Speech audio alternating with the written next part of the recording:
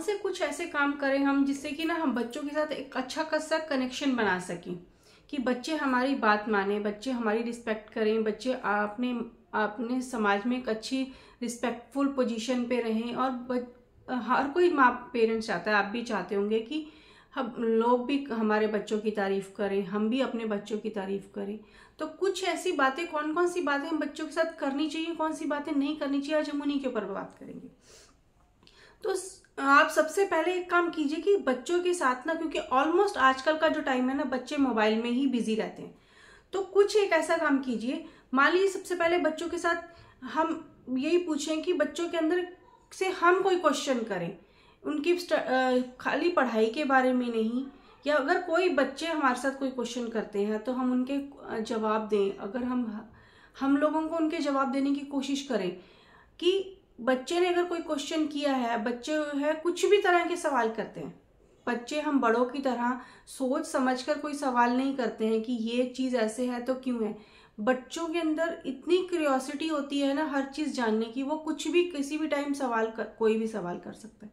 तो कहीं हम लोग अपनी भी एक अलग मोबाइल की दुनिया से निकल कर अगर बच्चों की दुनिया में अगर हम थोड़ा सा झांक के देखेंगे ना, तो बच्चों के सवाल देने के लिए, सवालों के जवाब देने के लिए ना, कहीं हम लोगों को भी थोड़ा प्रिपेयर होना पड़ेगा।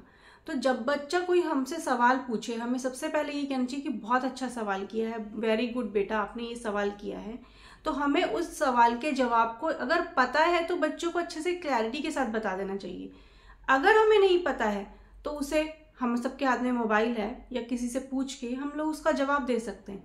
तो उस टाइम बच्चों को एक अच्छा लगता है कि मैंने एक सवाल किया, चाहे वो हम स्कूल में हो, टीचर से सवाल करें, या एज ए पेरेंट्स हमसे पेरेंट्स से सवाल करें, तो हम लोगों को अगर उसका जवाब पता है तो हम उसको एक अच्छा सा उसका जवाब देंगे तो उसको कहीं सेटिस्फेक्शन मिलेगी, और नेक्स्ट टाइम वो जो है हमसे सवाल करने के लिए तैयार रहेगा। क्यों? उसे पता है कि यहाँ मेरे पेरेंट्स मुझे सेटिस्फाई करेंगे उस सवाल का जवाब देकर। तो ये सवाल जवाब अगर हम अपने बच्चों के साथ करें, थोड़ा टाइम बैठें, दिन में 10-15 मिनट, आधा घंटा बैठें बच्चों के साथ, तो वो कुछ हमसे पूछे तो एक अच्छा सा बॉन्ड बनता है, जो कि आजकल के टाइम में ना पेरेंट्स के पास भी टाइम नहीं है, बच्चों के पास भी टाइम नहीं है, क्योंकि बच्चों ने ट्यूशन जाना है, स्कूल जाना है, एक्स्ट्रा एक्टिविटीज़ में जाना है, बहुत जगह जाना है।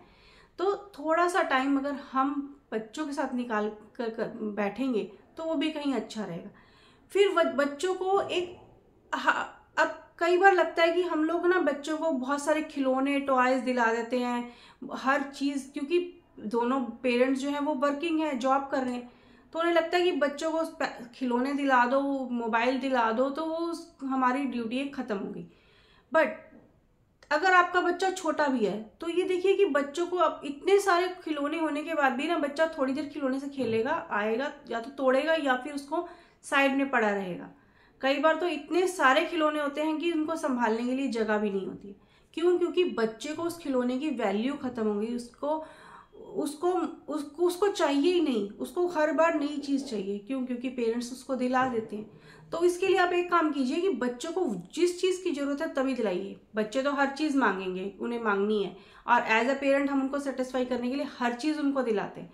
बट जहां अगर हम बच्चे को ये बोलेंगे कि ये छोटे बच्चे हैं तो उनको थोड़ा सा अलग तरीके से समझाइए कि उतने ही रहने दीजिए टॉयज, क्योंकि हर रिश्तेदार, हर कोई खिलौने ला ही रहा होता है, तो उसके बाद इतने खिलौने होते हैं कि वो खेलता भी नहीं है बच्चा।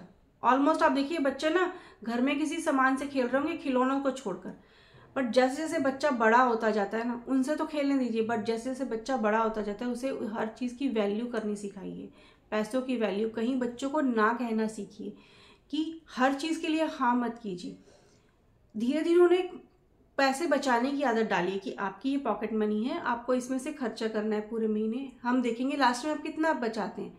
तो आप जो चीज़ एक अच्छी महंगी चीज़ लेना चाहते हैं तो ये पैसे बचाइए, और इसके बाद जब पैसे बच जाएंगे उससे वो चीज़ लीजिए। एक तो बच्चे में कॉन्फिडेंस आएगा, बच्चे को फाइनेंस से पता रहेगा कि मुझे पैसा बचाना है, बचत की एक हैबिट आएगी, और उसको पैसे की वैल्यू पता लगेगी। क्यों? क्योंकि आगे जाकर उसको हम किसी स्कूल में कोई नहीं समझाता कि बच्चों को पैसे किस तरह से बचाने हैं, बट आप उसे एज ए पेरेंट्स उसको समझा सकते हैं कि आप ये आपकी पॉकेट मनी है, आप इसमें से पैसे जितने बचाएंगे उससे आप वो चीज़ लीजिए, उससे जो खुशी मिलेगी, आपको जो खुशी मिलेगी वो बहुत, उसकी कोई वैल्यू नहीं होगी और बच्चा एक नया लेसन सीखेगा घर से। और दूसरा काम कीजिए कि बच्चों को हर as a family, as a parents हम बच्चों को बता सकते हैं कि सामने वालों की, चाहे वो आपके घर में, सबके घर में आजकल कोई ना कोई सर्वेंट आते हैं, चाहे वो गाड़ी क्लीनिंग वाला हो, होम क्लीनिंग वाला हो, तो बच्चों को उनकी वैल्यू बताइए।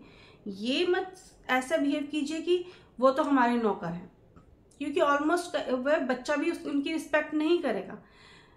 अगर एज अ पेरेंट हम उनकी रिस्पेक्ट करेंगे, जो हमने अपने घर में मेड लगा रखे हैं, सर्वेंट्स लगा रखे हैं, क्यों? क्योंकि वो हमारे नौकर नहीं है, वो हमारे एज अ हेल्पिंग हैंड हमारे घर में आते हैं। तो अगर हम उनकी रिस्पेक्ट करेंगे तो बच्चे भी उनकी रिस्पेक्ट करेंगे और उनको पता रहेगा कि हर आदमी की एक वैल्यू है। और सोशल में उनको ये दिखाइए कि आपके पास जो जो चीज़ें हैं उनके पास नहीं है, वो उन्हीं चीज़ों की ज़रूरतों की पूरी करने के लिए अपने बच्चों के लिए कहीं वो हमारे घर आ रहे हैं, हमारे घर वो काम करने आ रहे हैं, हमारे नौकर नहीं है। तो उनकी वैल्यू करनी सिखाइए।